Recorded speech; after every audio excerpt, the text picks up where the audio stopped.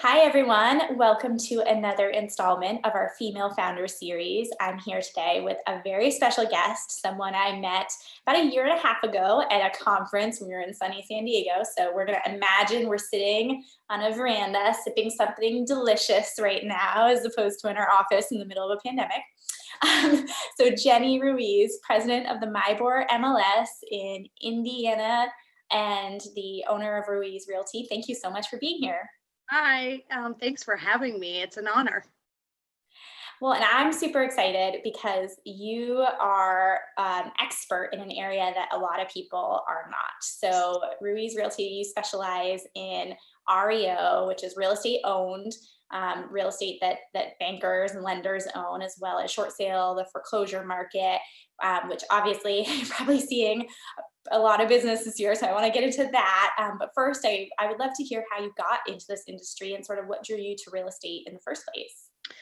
Well, entering, I was 18 and not doing a lot, working at a real estate office at the front desk. And I had the most amazing broker owner, mentor who said, "Hey, why don't you get your license and come work with me?" And I was just completely blessed to have somebody who gave so much of herself to me. She taught me everything she knew. I couldn't have asked for better. And so that's what I did and started off into this industry. Then I did it for years. I actually stayed home for 5 years to have kids. And when I got back into the business is when it was actually in Indiana, it was before the housing crash that our foreclosure market started really creeping up. We were the number one state in the country at the time before the crash. And so I had, I think, just a couple of phone call leads that came in from random banks when people didn't have anybody. And so I just realized that there was some opportunity there, that there was a space. Most of the agents in my office, it was a very high producing office that I was in, um, didn't want anything to do with it. They could have cared less about a property under $100,000. And some of mine were $10,000 over the years. So I just saw that opportunity that nobody else at that time wanted anything to do with that space. So I just took it and learned, and then just kind of navigating, figuring out where these come from, making a connection, building, a connection with what we call my asset manager, whoever would have sent me an assignment. And then realizing that it's a small world. There's not a ton of different companies out there. I mean, there are a lot, but not considering what there are in the general public to buy and sell houses, right? So, um, and it's kind of like a family. They kind of jump from company to company, asset managers do. So, as one person that I had a relationship with would move to another company, then they would say, "Oh, I know that girl in Indiana. If I have an asset in Indiana." And so they would send it to me, and then I'd start working with that company and figuring that whole space out and how it works, just networking and conferencing eventually to meet people in person, face to face, keeping your name in front of them.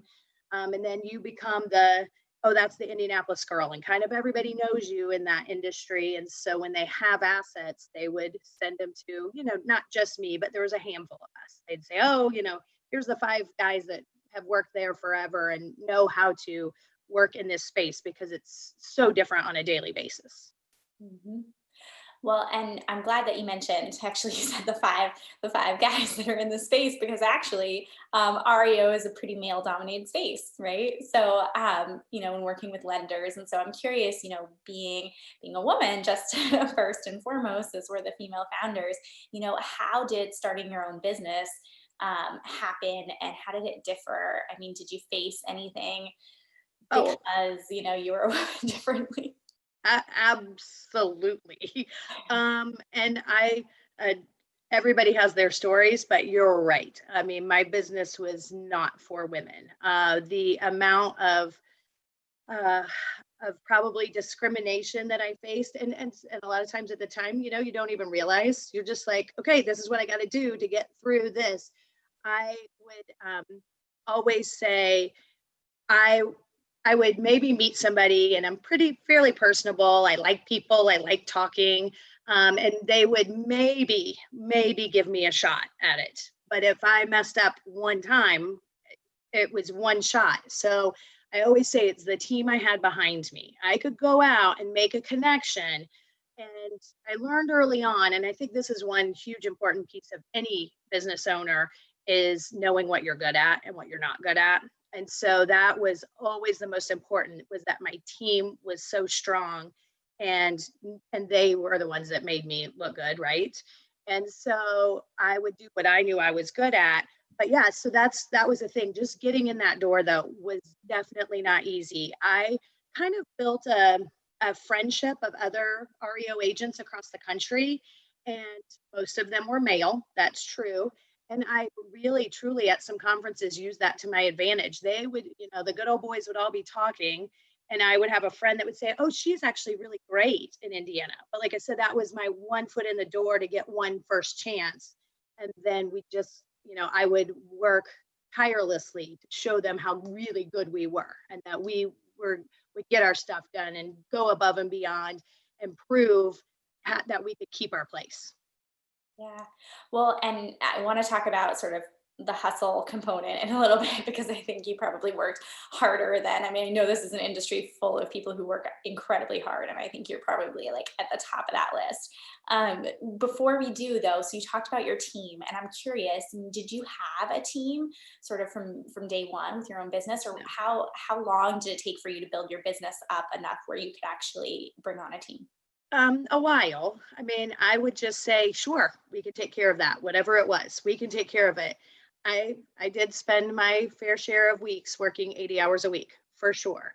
I would never turn down business. It was we could always get it done. But then yes, so then little by little, building it with one assistant, all the way until REO is not as big as it is now. I also have a second piece of business that I do in real estate as well.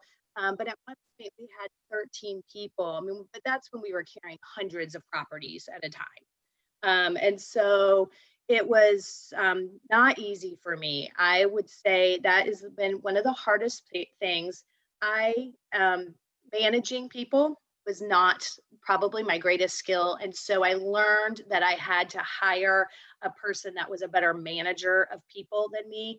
And I think realtors do this a lot where you're like, I'll just do it myself. I know it'll be right. I'll just do it myself. And that was a really bad habit for me. And it's really, really terrible when you do that with an employee, because then you turn them into babies, right? They can't do anything without your approval, and they don't feel the confidence to do it themselves. I recognized that and had to fill a buffer spot of a good manager under me. That's great that you were able to recognize that. Obviously, sounds like a little bit the hard way. And I want to go back to sort of the differences in your business model from others. So, can you talk to us a little bit about kind of your typical week to week or month to month, maybe, and how like hustle for you really is like really different than just kind of your average agent? Yeah, so I mean, they're both hard. They're both difficult. I have done retail and still for family and friends, so they're both really, really difficult. And while real estate is very timely as well, my segment of the business has so much more reporting, right? It's corporate. I'm working with corporate America. I'm not working with the couple that is buying their first new house. And so the reporting of everything, looking at that market, I don't do a CMA. If you were listing a house, you would typically do a CMA listed at a price. I am looking at those numbers day in and day out because I'm doing weekly reports. I'm doing monthly reports. I'm doing 90-day reports if it hasn't sold. In this market, we're selling much faster, right? But um, that market, the market data, I am watching so closely. And I know that brokers are, but maybe not as much individual agents, but I'm constantly looking at it. The other piece of my business that I haven't talked about is um, is kind of a new side of business since 2013. It was never really around. Is these institutional buyers that come in and buy up all of the houses to hold as rentals. And that kind of fit hand in hand. A lot of REO agents kind of went right into that business when it started, because we were the ones that had the listings that these people wanted to buy, right? And so I work for hedge funds as well on the buy side. And that again is a whole nother piece, because the hustle in that is that there aren't enough properties on the market. And so we work in a secondary industry called wholesaling and sourcing. So I am constantly looking for properties for sale, and there's a whole host of wholesalers and sourcers out there that are sending out the cards to people saying, "Do you want to sell? I'll buy cash, whatever." I then have to network with those people and get those properties to my buyers, because my buyers will sometimes have a threshold. We have to buy this many this month. Well, if there's only 10 in MLS in that price range and I've got to sell them 20, I've got to find those other 10 properties on my own. And is that always local, or are there also national and sort of global? So the companies are national. I only work in our market, right? So I'm the agent in Indy for a couple of different ones right now, and I've worked for multiple ones over time. They buy, they stop, they start again, whatever. But yes, so most every company that I've worked for works in at least 20 MSAs across the country. So they have found their markets and they are working in multiple. I deal with one, but mind you, these guys are numbers guys. These are Wall Street guys. So I am constantly doing spreadsheets and, looking at everything. I mean, I'm getting asked like, how many sold? I mean, they ask me every week, like, I need a sold report. What's been going on here? So I'm constantly pulling and putting those numbers together.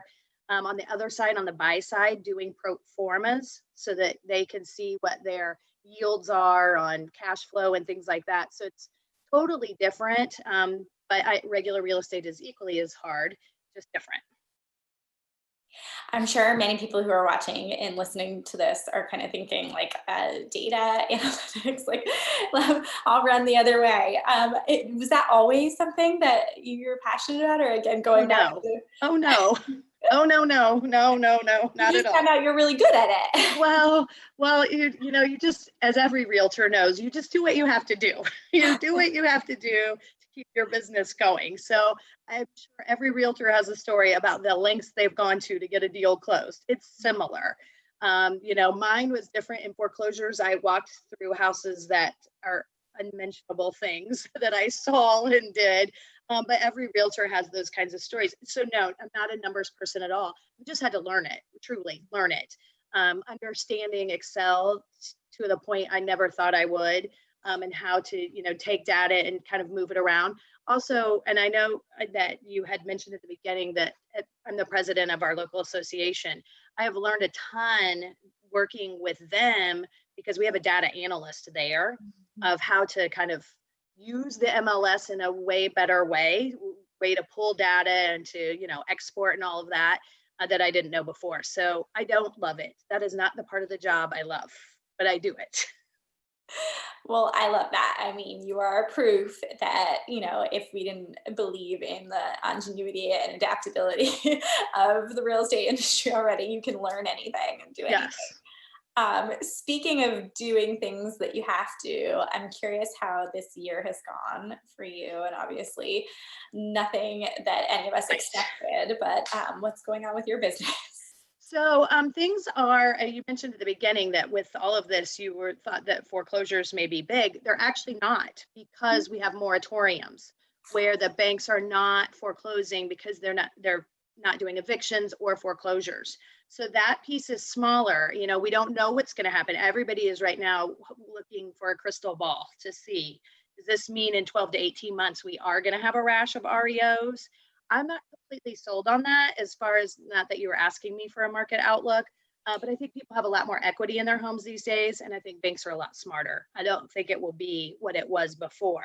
We'll probably get a pickup, but I don't think it will be anything tragic.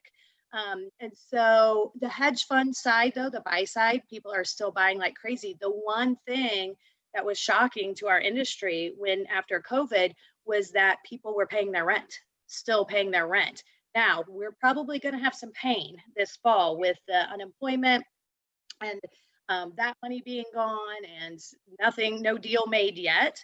We may see a little bit of pain, but that industry does not foresee a huge issue with people not being able to pay rent. In fact, they have lines of people waiting every time something comes up on the market for rent. I mean, and the other part of it is that the corporations and funds that had put all of their money into multifamily and commercial, they're seeing the pain, right? The commercial is seeing the pain. A lot of multifamily, while it's still pretty good, some people are wanting to move out of those close quarters and wanting to rent a single family home that has more room. They're not on the elevator with tons of people.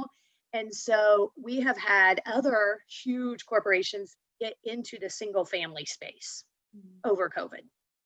And that's something that you hadn't seen previously, or just not to the same extent? Yeah, I think it was kind of like foreclosures were. I mean, for lack of a better term, when I got into foreclosures, we were the redheaded stepchild, right? Nobody wanted to do what I would do. That's how single family rentals was for a long time. It was kind of the upper scale. We're into commercial and shopping malls and skyscrapers and all this really cool stuff, right? And single family home just was like, whatever. Or big apartment complexes, huge luxury apartments. But then now those spaces have been hurting and single family is not hurting. And so they've seen opportunity there too. Yeah. Well, thank you for your insight. You're right. I didn't ask for a market report, and I Right. think it's really, really valuable. Especially given your unique sort of position right now in the marketplace and with what you do.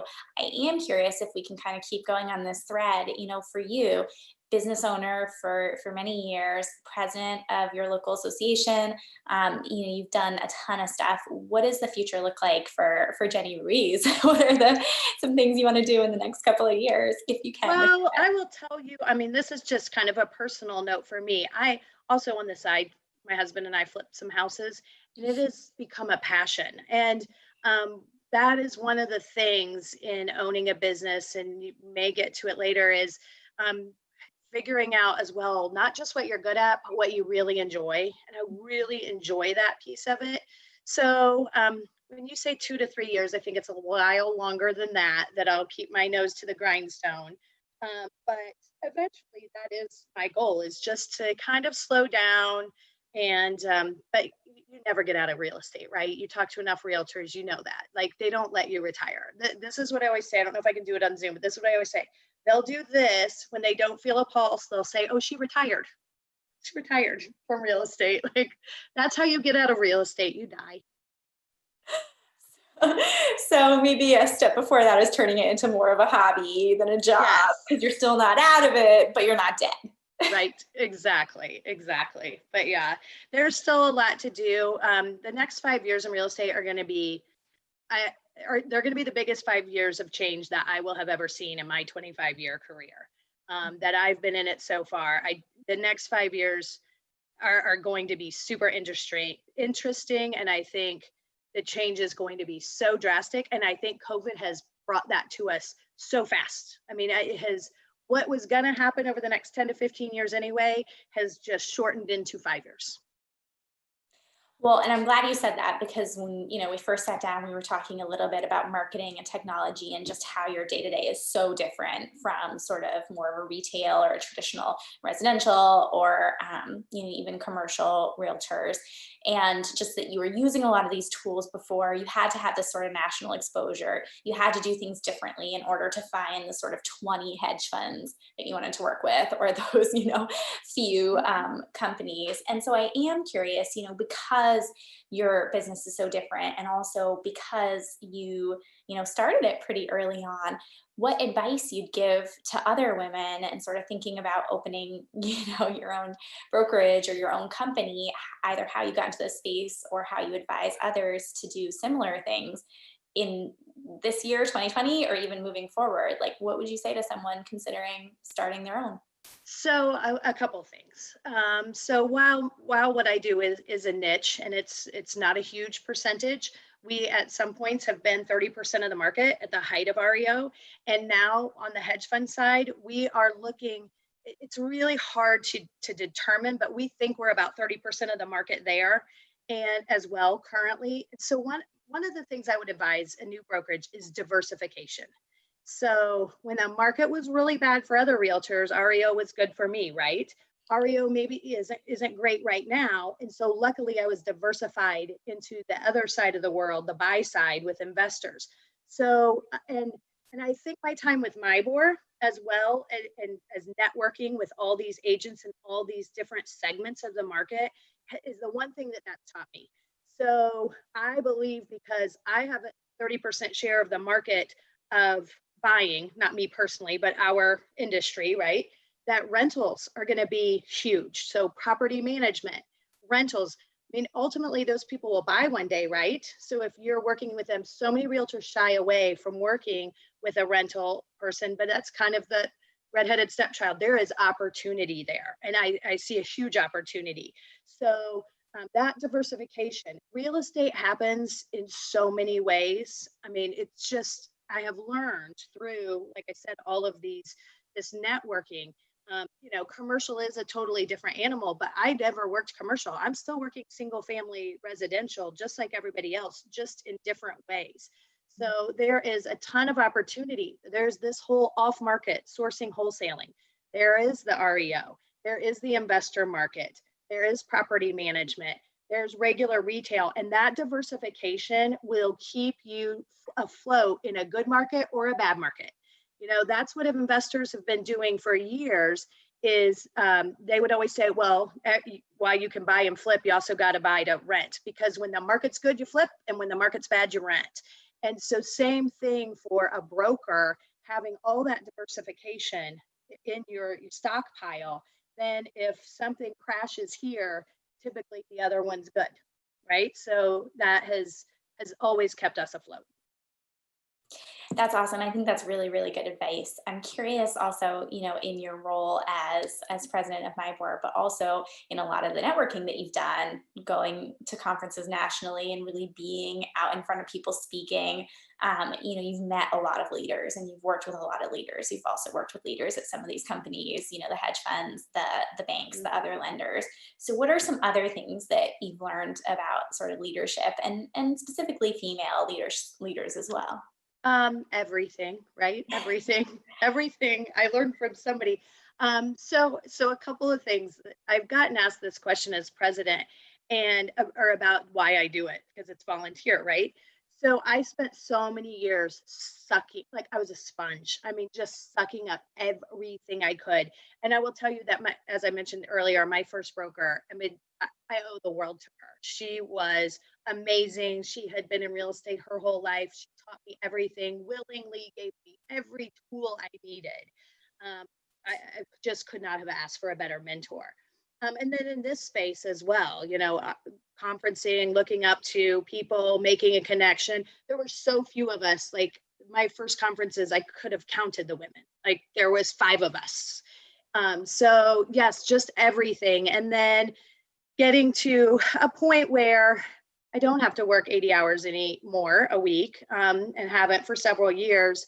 I just realized it was time to start giving back, because I had sucked up everything from everyone else for so long that this career has given me so much. I mean, it has afforded me to have an amazing life and do amazing things that otherwise I was, like I said, working at 18 years old, sitting in the front desk for minimum wage, right? So this industry has given so much to me that I just realized it was a woman president of our state association who stood up on the stage and said something similar, and it hit me. And I said, oh, it's time. I need to give back now. Like I have taken and taken and taken for 20 years, and I need to give back.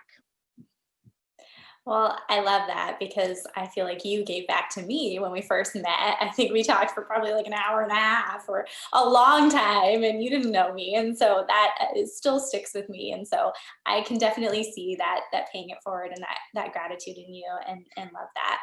Yes.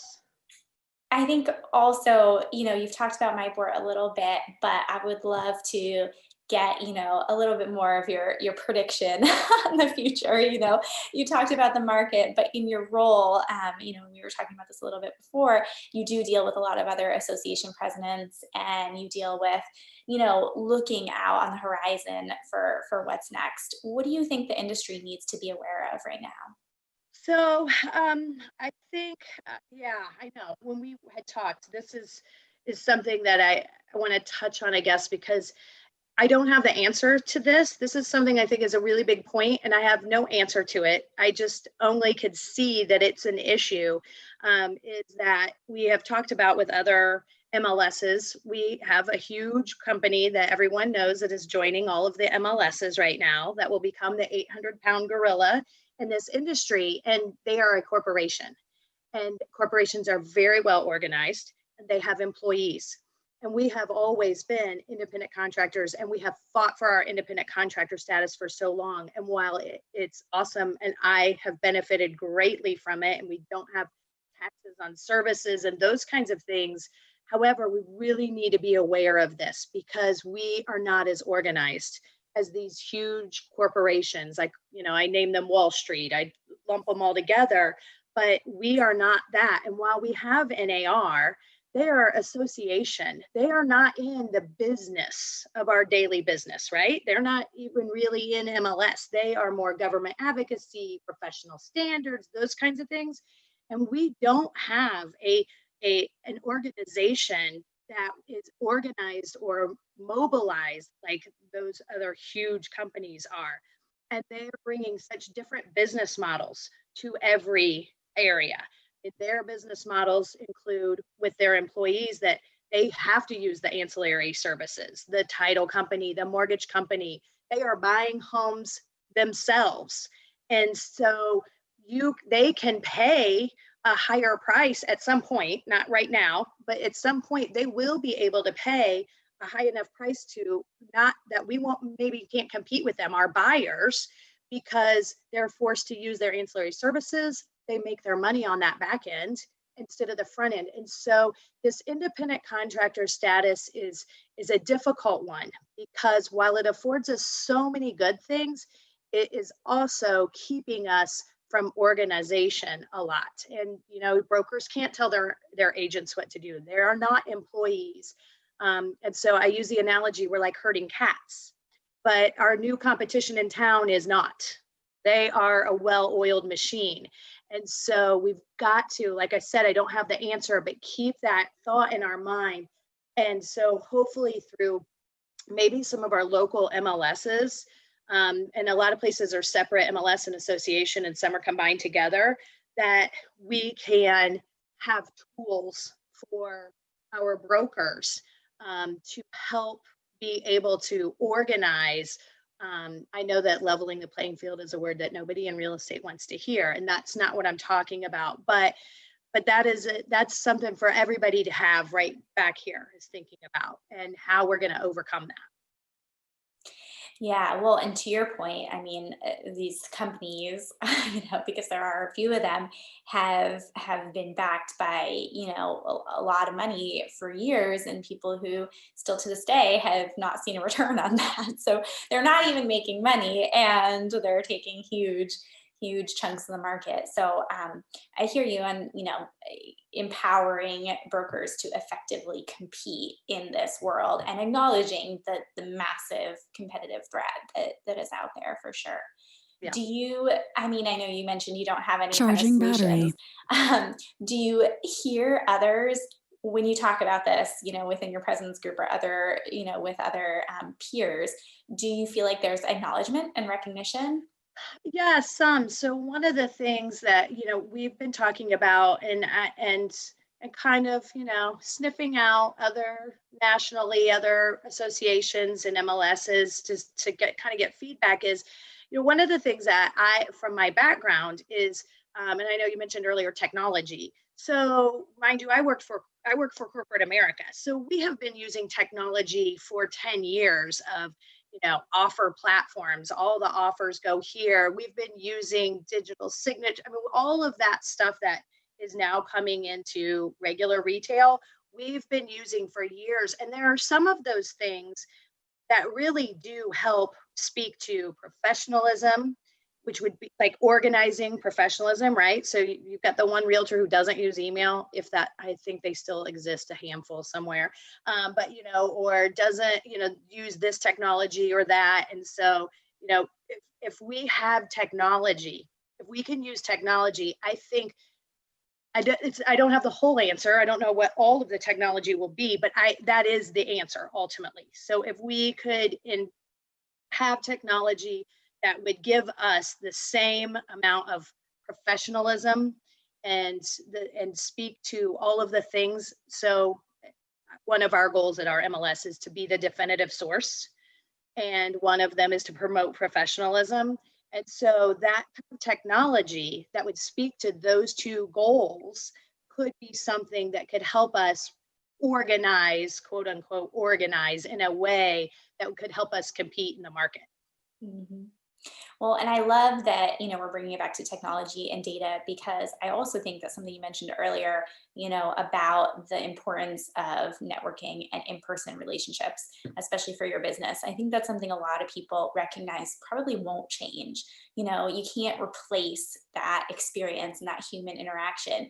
And, you can make the rest of the experience a whole lot easier, a whole lot more effective, a whole lot more trackable, personalized, and allow you to spend more time on that face-to-face interaction too. So I think a lot of people think technology is out to sort of replace the people in the equation, and it's really should be enabling Right. that connection. I agree 100%. I always say the old school of thought with real estate was the transaction is so complicated that nobody could do it without you, that they need you. And realtors wanted to keep it complicated somewhat, right? So they needed you.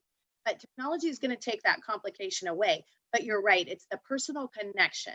So it really is welcoming to have that technology take away those complications, because then we can really focus on the relationship.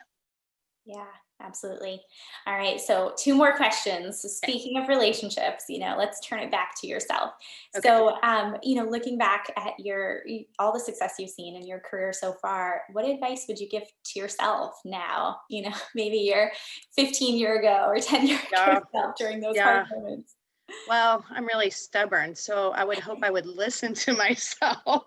But I think truly, and I know this may sound cheesy, everybody said it, but balance, balance, balance, balance. I definitely was not balanced early on at all. And while it's just the hardest thing, right? Because it's a squeaky wheel. You have 20 things thrown in front of your face that you have to get done. We have deadlines where realtors, time is of the essence. And I would say, I can't go there. I can't do this. I can't, I have all these things to do. And so, like I said, I would hope I would listen to myself, but really, truly balance, I would say. And I'm good, but there's probably about 2 years at the beginning of the business when I should have hired more people, and I didn't. I slowly added, which on one hand can be good, that I was working way too many hours. I mean, I didn't see my kids like for days. Like I would still be at the office at midnight and then be back at 7 a.m. Things like that. So balance is the hardest. And I think it's in realtors' nature. I think it's probably hard for all realtors, but it's really important.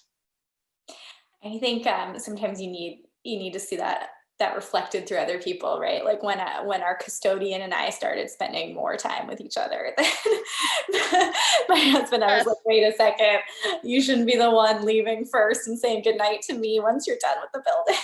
right, right. It's true. Definitely something I think a lot of us can relate to, though. Okay, so last but not least, Jenny, amazing career so far. Really, really awesome insight. Thank you so much for all of that. Tell us something fun, something that most people don't know about you, totally unrelated to what we just talked about. Oh gosh. Oh, well, I don't know what most people don't know about me. I'm a pretty open book. I would say, oh, I do know. I love to craft and paint. And I did for years and then got so busy with the business and everything. I've only gone back to it in the last 2 to 3 years, and everyone is shocked. I say, oh, when I was at home with the kids, I used to go to like festivals and sell my painted like wares. And nobody can believe it because I've been working for the last 20 plus years so hard. And so that is my joy, painting, like walls or furniture, and I love it. And that is my downtime. I love it. So when you flip houses, do you get to go in and paint them too? So I don't, that's another piece I love though, is the creative part, right? So Yeah. I usually end up going in and doing like the cleaning at the end because I want it to be perfect, right? We're realtors, shiny red apple, make it perfect. But I don't do the walls. We have a contractor that does everything, but it's that design part that I love as well. It's a creative, and I really think a lot of realtors have a creative piece because some people get in the industry because they love houses and decorating them and things like that. But yeah, that creative piece is kind of what fills me. Well, that's awesome. Well, thank you again so much, Jenny. Again, so my name is Rachel. I am the SVP of Strategy at Union Street Media. This is the Female Founder Series with Jenni Ruiz, owner of Ruiz Realty, head of the Mibor MLS in Indianapolis, Indy, just all around authentic, inspiring, amazing woman. So thank you, Jenny, for being with us today. Thank you so much. It was such a privilege. And congratulations on all of your success so far. Thanks.